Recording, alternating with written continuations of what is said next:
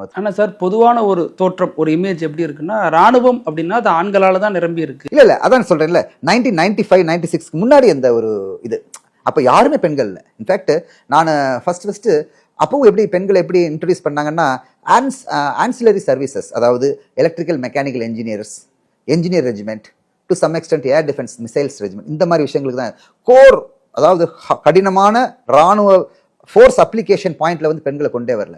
இப்பதான் கொண்டு வர ஆரம்பிச்சிருக்காங்க. இப்போ எடுத்துக்காட்டா என்னுடைய ரெஜிமெண்ட் ராக்கெட் ரெஜிமெண்ட் சொல்றது, ராக்கெட் ரெஜிமெண்ட்ல பெண்களை இன் பண்ணியிருக்காங்க. ஏன்னா எங்க ரெஜிமெண்ட்ல முதல்ல என்னன்னா ஹெவி எக்யூப்மெண்ட்டை நம்ம வந்து பலு தூக்குற விஷயங்கள் இருந்தது. இப்போ அப்படி இல்லை. எல்லாம் பாம் டாப் கம்ப்யூட்டர்ஸ் வந்துருச்சு, லேப்டாப்ஸ் வந்துருச்சு, நெட்வொர்க் வந்துருச்சு, ரேடியோ செட்ஸ் வந்துருச்சு, அண்ட் மோர் ஆஃப் டெக்னிக்கல் ஓரியன்ட்னால டெக்னிக்கல் விஷயங்கள் ஆண்களும் சரி பெண்களும் சரி டு த பாயிண்ட் செஞ்சிருவாங்கல்ல. அதனால பெண்கள் வந்து ராணுவத்தை அணுகிறதுல தயக்கம் இருக்கா, அல்லது ராணுவம் உடல் ரீதியா வலிமையா இருக்கணும் அப்படிங்கிற ஆட்களை நோக்கி நகர்றதுனால பெண்களை ஏற்றுக்கிறதுல அவங்களுக்கு தயக்கம் இருக்கு? இல்ல ஆக்சுவலி இப்ப தயக்கம்னு சொல்ல முடியாதே, இது ராங் அப்சர்வேஷனா இருக்குது. ஏன்னா இப்ப சிஎம்பின்னு இருக்குது, கோர் ஆஃப் மிலிட்டரி போலீஸ், அதுல வந்து பெண்கள் சோல்ஜர் லெவல்லே போகலாம். அதுக்கு நீங்க அதனுடைய சப்ஸ்கிரிப்ஷன் எடுத்துக்கிட்டீங்கன்னா எவ்வளவு ஆண்கள் வந்து போட்டி போட்டு உள்ளுக்கு வரணும்னு நினைக்கிறாங்களோ அதே அளவு பெண்களும் வர்றாங்க. ஸோ அதனால அதில் ஒன்றும் there is no change in the status.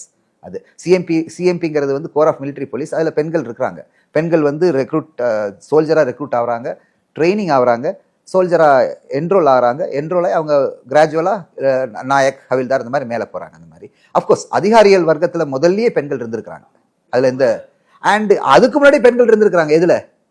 Doctors and nurses, military nursing சர்வீஸ்ங்கிற ஒரு சிஸ்டத்தில் வந்து பெண்கள் வந்து ஃபுல்லி பெண்கள் தான். அது அவங்களுக்கு தனி மெஸ் இருக்கும், எம்என்எஸ் ஆஃபீஸர்ஸ் மெஸ் இருக்கும், அவங்களுக்கு ஒரு தனி ஒரு அமைப்புகள் இருக்கும், அவங்களுடைய டியூட்டிஸ் சார்ட்டர்ஸ்லாம் வேற மாதிரி. ஸோ பெண்கள் வந்து ராணுவத்தில் இருந்திருக்கிறாங்க.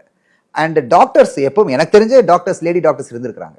அவங்கள நான் இன்ஃபேக்ட் சுஷில் பார்டர்லாம் எனக்கு கீழே ஒரு லேடி டாக்டர் தான் இருந்தாங்க. ஒரு லேடி டாக்டர் கேப்டனாக இருந்தாங்க அந்தம்மா. அவங்க வந்து சுஷில் பார்டர்னா 14,500 அடி உயரம், செகண்ட் ஸ்டேஜ் ஹை ஆல்டிடியூட், மழையும் பனியும் பொழியும் அந்த இடத்துல அவங்க இருந்து நல்லபடியாக அவங்க வந்து அந்த யூனிட்டினுடைய டோக்ரா ரெஜிமெண்ட், எனக்கு தெரியும் அது டோக்ரா ரெஜிமெண்ட், அந்த யூனிட்டினுடைய ஹெல்த்தை கரெக்டாக பார்த்து கரெக்டாக கொண்டு வந்திருக்காங்க. ஸோ அதனால அது வந்து ஒரு புதுசு கிடையாது. அண்ட் இப்பெல்லாம் இன்னும் சகஜமாயிடுச்சு. ஆண் பெண் இருபாலரும் என்ன செய்கிறாங்க, நம்ம இதில் ரொட்டீனாக ட்ரைனிங் பண்ணுறாங்க, கோர்சஸ் வர்றாங்க, ரிஃப்ரெஷர் கேடர் வர்றாங்க. இந்த மாதிரி